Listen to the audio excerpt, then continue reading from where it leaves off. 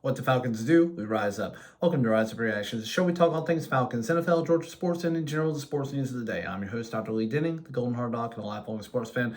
Coming back to you guys with Week 8 picks for the NFL. Falcons are now sitting at 4-3 after a very disappointing loss to the Seattle Seahawks at home. Don't really have a lot to say about that one. We did not play good football. We had too many turnovers. We shot ourselves in the foot a lot. I didn't make a video over it because I was so disgusted with the way we played. But anyways, we're moving on. We're going to go to Week 8. Starting off with Thursday Night Football tonight, we have the Minnesota Vikings at the Los Angeles Rams. Minnesota coming off a tough loss, losing their perfect season against the Lions. Really tough loss, though. They played them tight. Ultimately, I'm going to say that they're still a good football team. I'm going to pick the Vikings over the Rams. The Rams, though, might be getting Cooper Kupp back. Not really sure on that one, but either way, I don't think it's going to matter. I think the Rams, this is going to be a lost season for them. I think Stafford may be on his way out towards the end of this year. Give me the Vikings here. Then we go to Sunday football. We have the Baltimore Ravens at the Cleveland Browns. What do I need to say about this game? Baltimore's playing some of the best football in the league. Lamar Jackson playing like a third-time MVP. I don't even know who the quarterback is for the Browns at this point. So I'm going to absolutely pick the Baltimore Ravens. There's no need to talk about what happened with the Browns this past week because everybody knows about it already with Deshaun Watson. And I'm not going to say one way or another whether people are happy or upset or frustrated with it. But I don't see a lot of crying. I'll just put it that way. So, yeah, we'll just say go Baltimore. Then we're going to go to the Tennessee Titans at the Detroit Lions. This is kind of a similar situation. Another bad team playing another good team. Now, could anything happen? Yes, anything could happen, but I don't think it will. I think Detroit is a lock for this week. Give me the Lions playing really good football right now. Then we go Arizona Cardinals at Miami Dolphins. Now, this one's a little bit tougher for me to pick. Tua Tagovailoa may be coming back. He has been cleared to play, and he is already saying that he loves football till he dies. He will continue to play. From a medical standpoint, if I'm his doctor, I'm not advising that. I don't know if there is a doctor out there who would advise it. I know there's a financial incentive. I know there are millions of dollars on the line. I know there's a contract. I don't personally agree with his decision, but he is a grown adult and can do what he wants to do. If he is back, if he stays healthy, the Dolphins win. If he's not playing this week, and I reserve the right to change this, if he is not playing for some reason, I'll pick the Arizona Cardinals. Otherwise, Tua and the Dolphins winning this one. Then we go to the New York Jets and the New England Patriots. Now, the New York Jets are playing mediocre to bad football. The New England Patriots are just playing bad football. I'm not really excited about this one way or another. The Jets have to win this one to stay alive. If they don't win this one, then it's over. Like their playoff hopes are done. They're not. The Aaron Rodgers experiment has been a failure. They basically are in a must-win mode from here through the end of the season. They need to win at least 8 more games this season, and there's only 9 more left. 10 more left for them. So, yeah, give me the Jets over the Patriots. If they lose this one, it's officially over for Aaron Rodgers in New York. Then we go Atlanta Falcons at Tampa Bay, and I think a lot of America would have picked Tampa Bay initially, and it still looks like the spread is 58% to 42% Tampa Bay.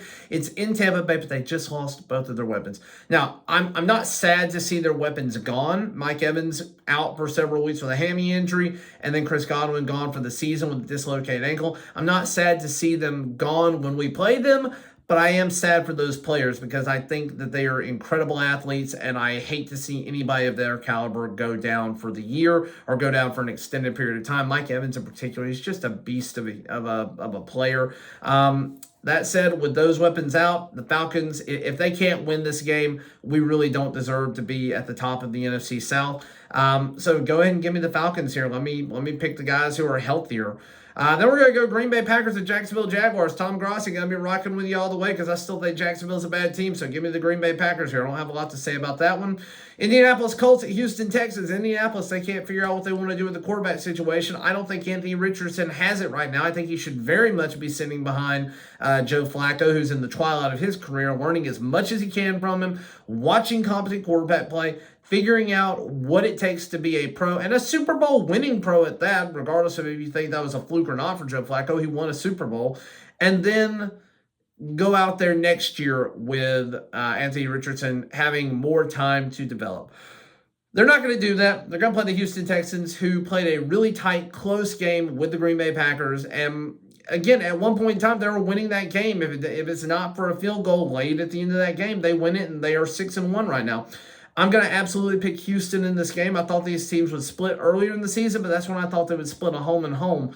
Right now, Indianapolis doesn't seem like they have it, so give me the Texans.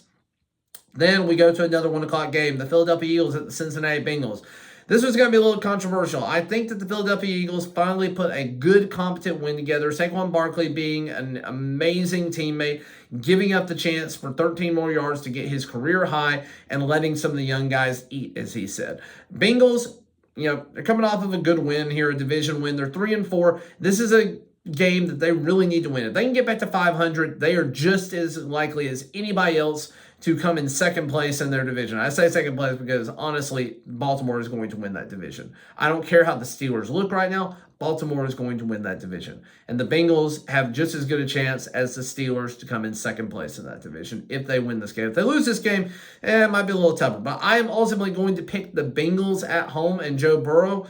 I think the Eagles, this will be probably one of the best games for 1 o'clock. So I won't be watching. I'll be watching the Falcons game. But this could be like the national best game of the 1 o'clock slate. But I do think the Bengals are going to find a way to pull it out at home.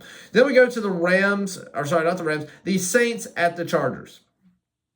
Saints are hurt. Saints look awful. There's not much I can say about them. I'm sorry for my people down in Mobile that I used to work with. The Chargers coming off a tough loss. It's hard when your quarterback has over 300 yards and no touchdowns, and you lose a game. You get 5 field goals, you lose a game.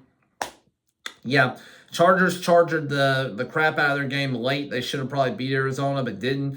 I'm ultimately going to say that was just a small little speed bump on their journey, and Jim Harbaugh gets this team right. Give me the Los Angeles Chargers to go above 500 this week. Then we got Buffalo Bills at Seattle Seahawks. I think Buffalo is going to avenge the Falcons' loss this past week and take care of business. Seattle is a tough team, though. They showed what it looks like when they play a full complementary game. So they're not the easiest team in the world. I think this is going to be a high-flying shootout for 4 o'clock. So I think we're going to be looking at like scores of where both teams are, above 24, 26 points. So, yeah, I think this is going to be one of the better offensive games of the week. But give me the Buffalo Bills when it's all said and done. I believe in Josh Allen more than I believe in Geno Smith at this point. Then we have the Chicago Bears at the Washington Commanders. Now, Jayden Daniels is week to week. We're not sure if he's going to be playing at this point in time. He took a rib injury. Thank God it was not a lower body injury, something that could potentially derail him for the rest of the season. But a rib injury is still going to affect his throwing mechanics significantly. And I think that they'll sit him out this week. And because of that, I think that the Bears, we're going to be robbed of rookie-on-rookie action here. I don't think we're going to see Jayden Daniels, but I do think we're going to see Caleb Williams. I think he's been playing a lot better football now. I am going to pick the Chicago Bears. They are currently favored by Vegas at minus 150 odds, but only 33% of America is picking them right now.